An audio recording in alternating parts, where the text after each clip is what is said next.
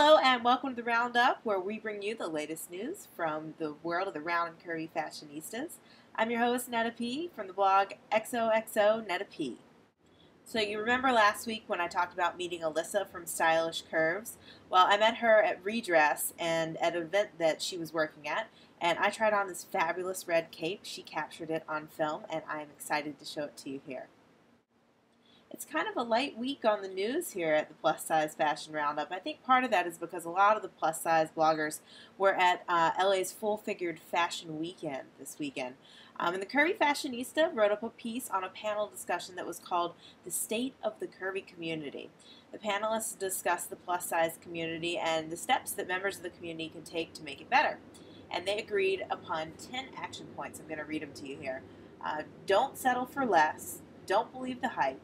Industry professionals should stand their ground. Bloggers, use your power for good, not evil. Focus your primary efforts on the plus-size fashion industry, not the straight-size fashion industry. There need to be more media platforms for plus-size women. Celebrate the companies that get it. Don't support the companies that don't support you. And be positive. Self-loathing has to stop. Love your body. And I'm interested to hear what you guys think about those 10 action points that they agreed upon. I think they're pretty interesting, and I'm sure somebody disagrees with something in there, so speak up in the comments below. Extra Large's Life featured a bunch of dresses as a part of her Frocktober series, and my favorite one is a tie-dyed maxi dress from an Australian company called Crossroads. It's not very expensive, so I'm hoping to pick that up, and maybe you'll see me feature it here in an outfit of the day. So now that Halloween's come and gone and November is here and it's really, really cold, it's probably going to be too cold outside to rock this outfit featured on Weisha's World. I love what Weisha's wearing here. I love the way that she brings together the printed t-shirt and the layered skirt all tied together with a military belt.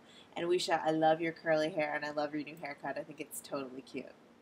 5 Favorite Things featured this steampunk gauze skirt that does double duty. You can also wear it as pants. I thought it was really cool because it's got buttons down the inside of it, and you can unbutton them and take it from a skirt and turn it into pants. And we all know that I love things that do double duty.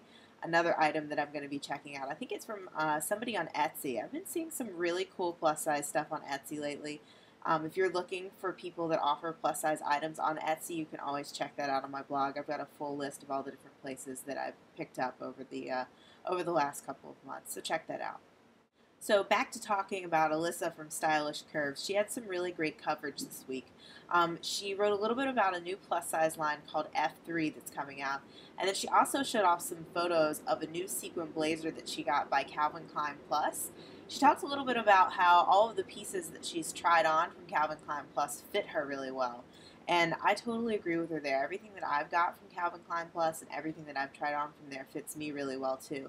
And I'm looking forward to seeing a little bit more of what they're offering for fall.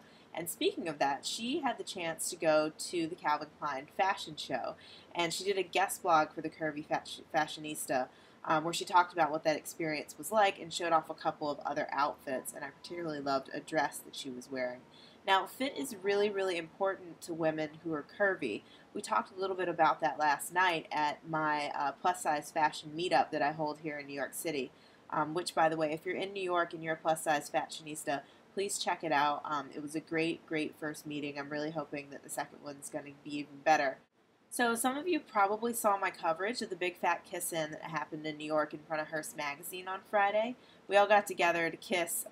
Everybody's heard about what's going on with Marie Claire by now, I'm sure. There have been a lot of stuff posted all over the web and a lot of videos done on it with people's commentary and their viewpoints on exactly what's going on. And I think that Manolo for the Big Girl really rounded up and had a really good summary of how I feel about the situation now. Miss Plumcake summed it all up by saying that the piece was just sad to her. She doesn't hate Miss Kelly, she pities her. And I really feel kind of the same way now. I spoke a little bit about that in that video. That's sort of what I was trying to get at with my coverage of the Kiss-In. And here's what Miss Plumcake had to say. She said, "Miss Kelly, you are beautiful. You're fighting a losing battle. Being fat doesn't mean you have to settle. It just means that you're fat.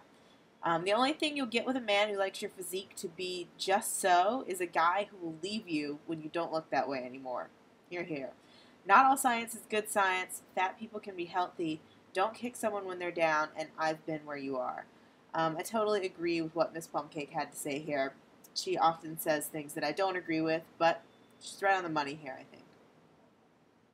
So while you're out and about out there in the blogosphere and watching videos and all that stuff, don't forget to check out the latest issue of Plus Model Magazine.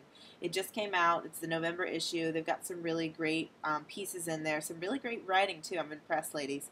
And finally, to round things up, nothing really made us go this week, except I had the pleasure of being awake the day after Halloween, not Monday morning though, Sunday, on Halloween morning, and I saw some really interesting outfits, my ladies. I don't know if that was the walk of shame or if people were really just dressed up for Halloween. I don't know what the deal was, but some very interesting things going out there. Anyway, lots of fun.